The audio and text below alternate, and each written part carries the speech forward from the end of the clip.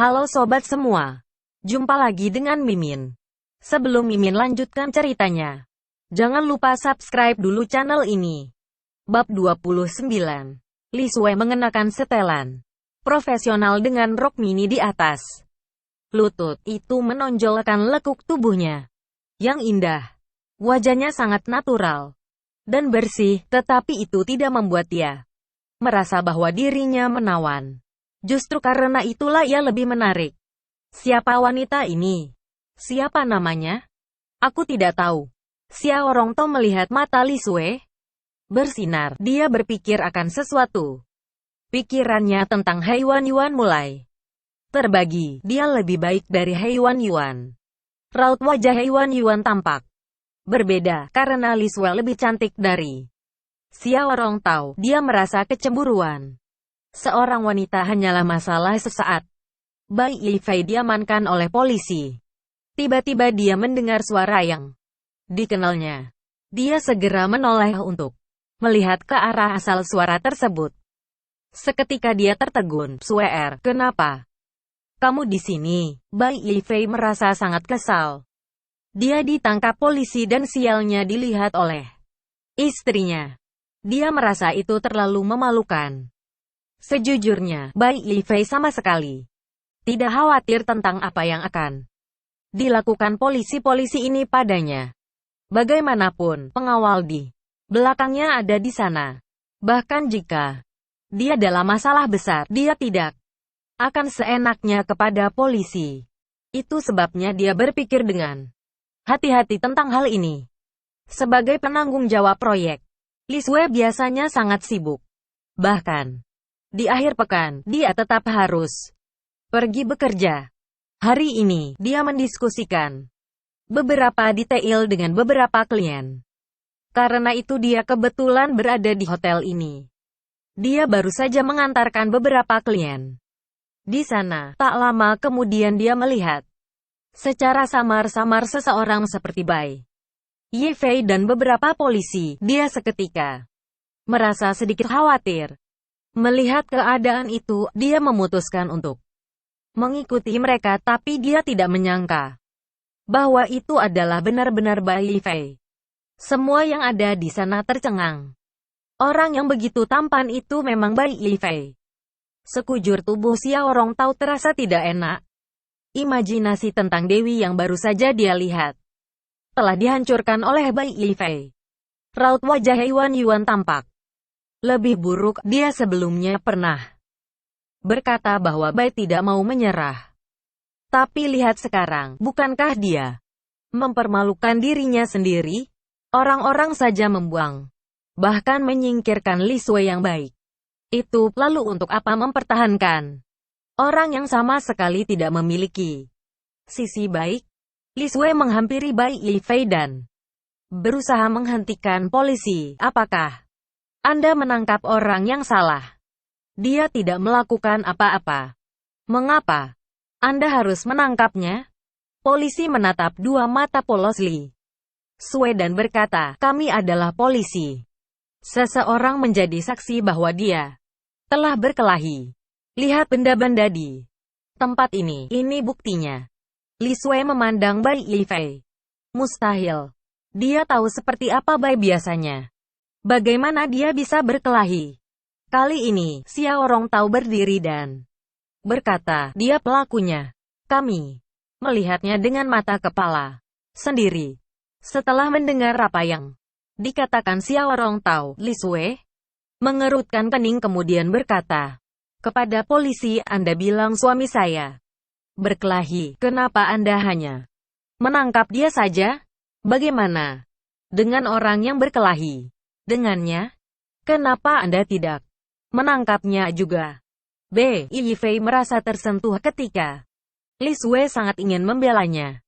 Polisi berkata, kami juga ingin melakukannya. Tapi semua orang yang terlibat dalam perkelahian ini lari, jadi kami belum bisa menangkap mereka. Semua. Li Sue cemas dan memandang Bai Yifei. Apa yang harus dia lakukan? Bai Yifei tersenyum dan mencoba menenangkannya. Istriku, tidak apa-apa, aku tidak bertengkar atau berkelahi. Aku berjanji ketika aku dibawa ke kantor polisi, aku akan segera dibebaskan setelah diperiksa. Ketika polisi melihat ini, dia mengangguk. Ya, jalan saja dengan saya periksa dan lepaskan.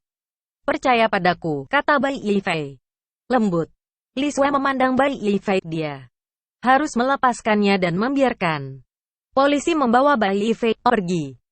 Melihat ini, Xiao Rongtao mengambil kesempatan untuk menyela dan berkata, cantik, pacarmu sangat tidak berguna. Lihatlah, dia masih saja suka berkelahi, jadi kamu bisa mengakhiri hubungan dengannya. Mendengar ini, Wang Lao berkata dengan marah, Xiao Rongtao, sudah cukup. Jika bukan karena kamu yang selalu mengkhianatinya, dia tidak akan pernah dibawa pergi oleh polisi. Apa itu pengkhianatan? Apa yang aku katakan adalah kebenaran. Xiao Rongtao tidak malu untuk mengatakannya. Ketika siswa lain melihatnya, mereka semua menatapnya dengan makna yang berbeda. Li Sui melihatnya sinis dan berkata dengan dingin kepada Xiao Rongtao, pertama kita telah menikah selama 2 tahun. Dia bukan pacarku, tapi suamiku. Kedua, aku percaya padanya. Akhirnya aku bisa tahu kamu mengkhianati suamiku. Kamu bukan orang baik. Yang terbaik untuk orang sepertimu adalah menjauh dari suamiku. Setelah selesai berbicara, Li Sui yang mengenakan sepatu hak tinggi berjalan dan pergi. Semua orang menganga karena terkejut. Sekarang sudah biasa bagi pasangan laki-laki dan perempuan untuk menggunakan panggilan suami istri secara langsung. Mereka semua mengira Bai Yifei dan Li Sui hanyalah sepasang kekasih. Tidak banyak yang menyangka bahwa mereka sudah menikah. 2 tahun telah menikah.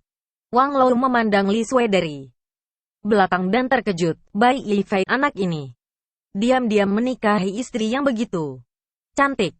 Xiao Rongtao adalah orang yang paling terkejut dan ekspresi wajahnya yang paling buruk. Saat itu, He Yuan berjalan mendekat dan berkata dengan sinis, bajingan. Setelah mengatakan ini, dia langsung pergi. Setelah melihat ini, siswa lain juga pergi satu demi satu. Reuni teman sekelas baru saja berakhir dengan cara yang tidak menyenangkan, dan diperkirakan kami tidak akan bisa bertemu lagi. Bai Yifei dibawa ke kantor polisi dan ditahan. Polisi yang menangkapnya segera berteriak, Saoli, mereka sudah ditangkap. Ketika ditelepon, Li Fan tersenyum penuh kemenangan. Bagus sekali. Kerja bagus. Ngomong-ngomong, bagaimana keadaannya sekarang? Apakah dia sudah dihabisi? Belum ada yang berkata bahwa dia telah menghabisi lebih dari 12 orang sendirian. Polisi memikirkannya dan merasa takut. Setelah beberapa saat, Li Fan terkejut. Bagaimana mungkin? Setelah terdiam beberapa saat, Li Fan berkata lagi, tunggu, aku akan datang besok. Bai Yifei belum dihabisi, jadi dia akan menghabisinya sendiri besok. Ini akan menjadi lebih keren. Dia pasti tidak akan menyangka bahwa anggota keluarganya juga memiliki lebih dari 10 orang. Apakah mereka akan dihabisi juga? Oke, polisi itu menutup telepon sambil menyeringai. Setelah Li Sui pulang, dia memberitahu orang tuanya tentang insiden itu, berharap mereka akan memikirkan cara untuk menyelesaikan masalah ini, tetapi yang dia dapat malah perkataan kurang menyenangkan dari Liu Ziyun. Apa? Si sampah itu lagi? Dia berkelahi seakan-akan sedang dalam permainan. Suer, apa kamu tidak melihat bahwa Bai Yifei sama sekali tidak layak untukmu? Kamu harus menceraikannya. Dia suka berkelahi. Siapa yang tahu tidak akan ada kekerasan dalam rumah tangga di kemudian hari? Li Qiangdong hanya memperhatikan dalam diam dan tidak memberikan saran apapun. Li Sue sangat tidak berdaya. Mengetahui bahwa orang tuanya pasti tidak akan bisa menyelesaikannya, jadi dia harus mencari jalan sendiri. Di waktu yang sama, Long Lingling menerima telepon dan mengetahui tentang apa yang terjadi pada Bai Yifei. Setelah itu, Long Lingling merespon dengan cepat dan segera memerintahkan kepala bagian keamanan grup Houju lalu memintanya pergi ke Hotel Jiuzu untuk mengambil video dari kamera pengawasan pada saat kejadian dan mengirimkannya ke kepala polisi. Dia juga berulang kali menegaskan bahwa itu harus disampaikan kepada kepala polisi, karena dia tahu bahwa tidak mungkin seorang polisi menangkap seseorang tanpa ada pertimbangan. Mereka semua perlu melihat video dari kamera pengawasan terlebih dulu, tetapi polisi itu malah menangkap seseorang tanpa alasan yang logis. Jelas mereka sudah merencanakannya sesuai dengan instruksi Long Lingling, kepala bagian keamanan, mengirimkan video dari kamera pengawasan tersebut kepada kepala polisi. Setelah kepala polisi selesai melihat video itu, dia menggebrak meja dan berkata, "Ini kelompok makanan kering." Kepala polisi itu berumur 50-an, pelipisnya putih, sosoknya tidak berubah bentuk, dia masih tinggi dan tegas. Dari video pengawasan ini aku tahu bahwa Bai Yifei jelas tidak ada hubungannya dengan ini. Dialah yang ditemukan bersalah, dia jelas-jelas membela dirinya. Jangan khawatir, aku akan segera pergi. Aku pasti akan memberi penjelasan pada grup Houju tentang masalah ini. Grup Houju adalah pembayar pajak dalam jumlah yang besar. Setelah menerima jawabannya, kepala bagian keamanan kembali dan menanggapi Long Lingling. Long Lingling berkata bahwa dia tahu dan dia percaya bahwa Bai Yifei akan segera dibebaskan. Saat di ruang interogasi, Bai Yifei memandang Wang Lou di satu sisi dan tersenyum. "Bukankah kamu tidak pernah di penjara? Apa kamu ingin mencoba sepertiku?" Wang Lou tidak bisa berkata-kata. "Aku di sini untuk menjadi saksi untukmu. Jelas bukan kamu yang memukulku, tetapi mereka malah menangkapmu. Pada akhirnya, bahkan aku juga ditangkap sebagai kaki tangannya." Bai Yifei tersenyum. "Saudaraku yang baik, aku tidak menyalahkanmu." Wang Lou juga tidak marah tentang itu. Semuanya "Mengapa kamu mengatakan ini? Untuk sifat persaudaraanmu, aku akan memberimu hadiah yang besar," kata Bai Yifei sambil tersenyum. Wang Lou mengangkat tangannya. Borgol di tangannya menjadi bergetar. "Sudahlah. Mari kita bicarakan tentang itu saat kamu keluar dari sini." Bai Yifei berhenti bicara. "Keluar dari sini hanya menunggu waktu cepat atau lambat, tunggu saja sampai dia berhasil keluar dari penjara." Bersambung.